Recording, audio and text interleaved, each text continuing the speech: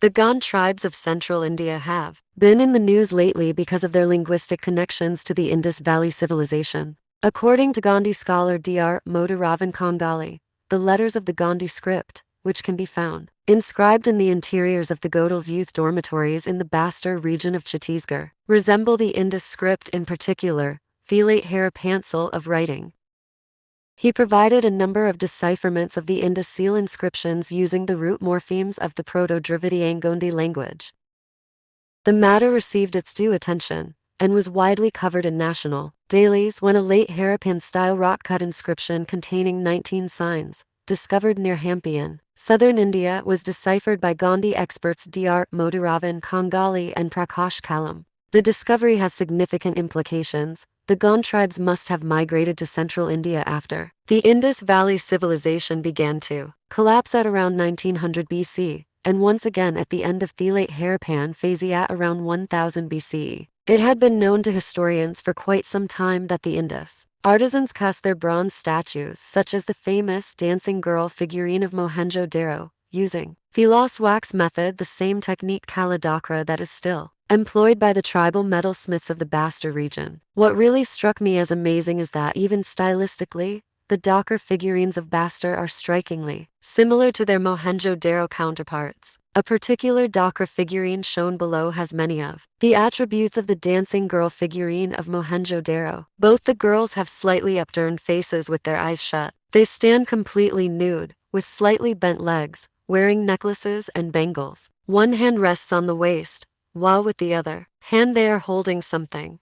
The linguistic and artistic connections between the Indus people and the Gonds made me wonder if any other secrets of the past are embedded within the art, customs, and mythic lore of this tribal group. As I began to explore the mythology and traditions of the Gonds, I was astonished to realize that some of the Indus seals with complex narrative scenes depict images from Gond legends. The first seal we shall explore is Mohenjo-daro seal number 430, popularly called the sacrifice seal. Before exploring the seal, let us briefly review the mythic accounts of the Gonds pertaining to their primary deity Bada Dev and the Saya tree. One of the reasons why the Gonds have been a subject of anthropological interest is their relative isolation. Living in the densely forested hills of central India, they have been cut off from homogenizing influences, as a result of which they have managed to preserve many aspects of their original myths, traditions, genealogy, and history, extending over thousands of years. Today, they are the largest ethnic tribe of India, numbering over 14 million people, concentrated primarily in the states of Madhya Pradesh, Chhattisgarh, and the adjoining states. They speak Gondi, a Proto-Dravidian language related to the Southern Dravidian language family. The principal deity of the Gond tribes is Bada Dev, great god, or Bora Dev, old god, all-knowing and omnipresent. He created the universe. Everything originates in him, and all beings get absorbed in him after death. Bada Dev is believed to live in a Saya tree, Baswelya serrata. As such, the Saya tree is the most sacred tree of the Gonds. They do not cut this tree nor its branches, except for ceremonial purposes. Bada Dev is invoked under a Saya tree by a Gond Pardon. The Pardhans are the musicians, storytellers, and genealogists of the Gonds. For ages, they have carried the collective memory of the Gond communities. A Pardon invokes Bada Dev by sitting under a Saya tree and playing a musical instrument kalidbana. On listening to the melodious sound of the bana and the song sung by the Pardon, Bada Dev awakens from his slumber and comes down the Saya tree. He is offered mahua liquor and the sacrifice of a goat. Art V. Russell says that sometimes a goat is dedicated to him a year beforehand and allowed to wander loose in the village in the name of Bura Dio, and given good food, and even called by the name of the god. The Pardhans are regarded as the offspring of the youngest of 7 primal Gond brothers, from whom all the Gonds have descended. In an article titled Jangar Kalam, which refers to a form of art pioneered by the Gond artist Jangar Singh Shyam, the author Udayan Vajpayee has narrated an interesting legend about Bada Dev and the 7 Gond brothers, which had been documented by Sheikh Gulab. The story explains the role played by the 7 Gond brothers in instituting the worship of Bada Dev under the Saya tree.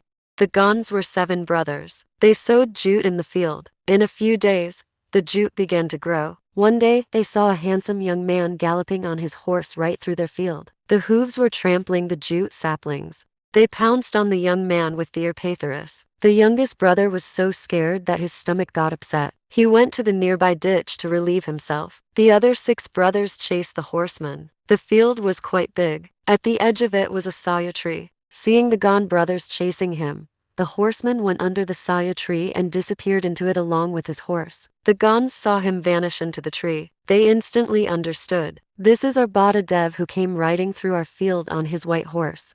How unfortunate we are that we could not recognize him. Now he is angry with us. He has disappeared into the saya tree. How do we placate him? Together they began to reflect on this. They erected a platform under the saya tree. They affared lentils, sacrificed a white rooster, sprinkled liquor made from mahua, folded their hands in prayer, went on pleading. But Bada Dev was angry. He did not come out of the saya tree. At this point the youngest brother turned up from the direction of the nulla. He found out what had happened. He said, "I'll find a way. It might please Bada Dev." He went and felled a bough from a kursani tree. He made a one-stringed instrument from the wood and playing on it, began to sing. The notes began to resound in the woods. In the song he began to sing praises of the glory of Bada Dev. Listening to the song, Bada Dev was pleased and he made an appearance in the trunk of the saya tree. He blessed the youngest brother by placing his hand on his head. "Whenever you sing my song playing this instrument, I'll make an appearance. This instrument of yours will be called Bana." Bada Dev accepted everybody's offerings and once again vanished into the saya tree. Since that time, the youngest brother came to be known as a pardon and he played the bana to please Bada Dev. He gave up working on the land. The remaining 6 brothers decided to take care of his daily needs. Once a year, the pardon visits his Gondwan's patrons in order to narrate mythical stories and genealogies, and invoke Bada Dev under the saya tree. The Gond patron repays the pardon story singer with grains, jewelry, clothes, utensils, etc.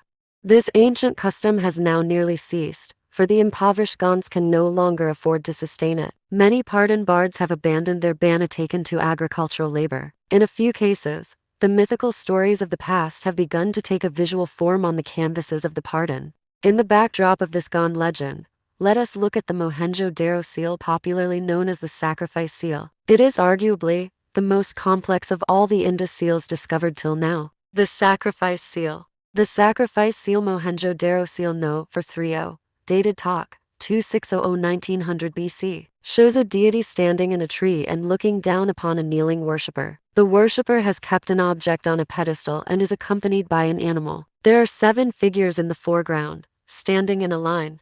The imagery on the seal is uncannily similar to the Gond legend just described. The deity in the tree, who has often been termed as a tree spirit, can very easily be thought of as the Gond deity, Bada Dev appearing in the trunk of the saya tree.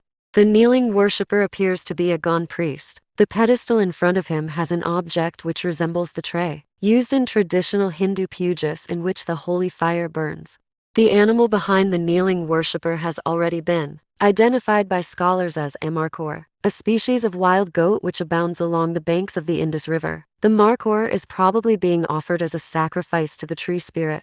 This agrees with the Gond custom of offering a goat as a sacrifice to Bada Dev. The bottom half of the seal shows a row of 7 figures, which corresponds to the 7 primal Gond brothers who had instituted the practice of invoking Bada Dev under the saya tree, as described in the Gond legend. Thus, all the elements of seal can be explained by the legend of Bada Dev appearing in the trunk of the saya tree after being worshipped by the 7 Gond brothers. What makes this correlation even more interesting is the fact that the deity in the tree, the kneeling worshipper, and the 7 figures in the foreground are all dressed in a manner very similar to the Gonds of today. The deity in the tree and the kneeling worshipper are both wearing a horned head dress with a leafy branch in the center. This kind of horned head dress, with plumes or a leafy branch, is typically worn by the Bison Horn Maria tribe, a subcaste of the Gonds of Bastar. All the figures on the seal are wearing a long headscarf. This resembles the long, hanging end of feather band which Gond males wear on their head. The deity in the tree and the 7 figures in the foreground have their entire arms covered with bangles. During the festive occasions, both Gond men and women dress up in silver ornaments such as bangles, armlets, lockets, and earrings. The plumed head dress and thick knee-length dress sported by the 7 figures can also be seen on Gond males during the dances. Thus, Not only do the different elements of the seal conform to the Gond legend of Baba Dev and the 7 Gond brothers, but even the minute stylistic elements of the seal correspond to the living culture of the Gonds. The overall theme of the seal can be summarized as follows. It shows the Gond deity Baba Dev appearing in the trunk of the saya tree and worshipped by a Gond priest through the offering of a holy fire and the sacrifice of a goat markor. The 7 primal Gond brothers, who had instituted the worship of Baba Dev in the saya tree, are shown in the foreground. All the figures are decked up in the same manner as the present-day Gond tribals. Another hairpin seal shows 7 human figures, a goat, a rooster, and the faint outline of the deity in the tree. The depiction of a rooster on this seal ties up with the legend of Baba Dev and the 7 Gond brothers. As per the story, after Baba Dev had disappeared into the saya tree, the 7 Gond brothers had tried to appease him by sacrificing a white rooster. Even now, the sacrifice of a rooster is a common practice amongst the Gonds. On a recently discovered hairpin tablet, we can see the kneeling supplicant, the markor goat and the deity in the tree. On this tablet, the object on the pedestal can be clearly identified to be a puja tray used in Hindu rituals in which the holy fire burns. It is quite amazing to realize that even now, in the densely forested regions of central India, the Gonds continue to offer worship to Baba Dev in much the same manner as depicted on the Indus seals and tablets. A pardon bard plays on the bana invoking Baba Dev under the saya tree, while a priest, dressed up in a plumed headdress and long headscarf, kneels before the platform set up under the saya tree and makes ritual offerings from a puja tray. This is followed by the customary sacrificial offering of a goat. Interestingly, the sacrificial goat has to give permission for the sacrifice by nodding its head. The people wait till the animal does it. The implications are obvious and significant. Not only did the ancestors of the Gonds live in the Indus Valley and inscribe their customs and beliefs on the Indus seals and tablets, but living in the secluded forest communities of central India and being relatively untouched by external influences, they have managed to preserve many elements of their ancient myths and rituals with very little modifications. I hope you like this video. Please don't forget to like and subscribe.